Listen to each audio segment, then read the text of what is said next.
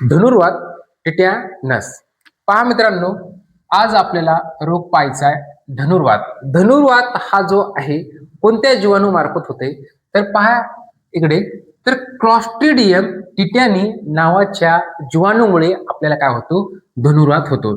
तर या धनुर्वाताचं संक्रमण कशा मार्फत होते तर पहा, जीवाणू फक्त ओल्या जखमेमधूनच प्रवेश करू शकतो. जर आपल्याला जखम झाली असेल आणि ती जखम जर ओली असेल तेव्हाच काय करतो, जीवाणू हा प्रवेश करतो. मग त्यामुळे जर आपल्याला एखादी जखम झाली असेल तर आपण ताबडतोब हॉस्पिटलला जाणं गरजेचं असते आणि लोकांना लागल्यावर तर आवश्यक जाणं, नाहीतर आपल्याला धनुर्वाताचा सामना करावा लागेल. चला तर कोणत्या अवयवाला होतो तर आपल्या मध्यवर्ती जी मज्जासंस्था असते ती काय करून टाकते, डिस्ट्रॉय करून टाकते.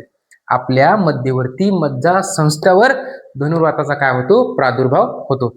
नंतर याचं लक्षण काय आहेत बा, त्याचं लक्षण आहे ताप येणं, दातखिळी बसणे, एकदम दात पॅक होणं, दातखिळी बसणं, नंतर डिहायड्रेशन होणं, रिमूव्हल ऑफ वॉटर होणं आपल्या शरीरातून, नंतर चिडचिड चिडचिडपणा निर्माण होणं, ह्याचे काय लक्षण आहेत.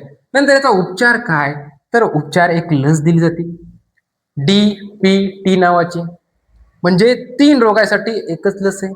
डिप्थेरिया, पर्ट्युसिस आणि टिटॅनस, या 3 रोगासाठी एकच आहे. त्यामुळे आपण त्याला काय म्हणलं, त्रिगुणी लस म्हणलं.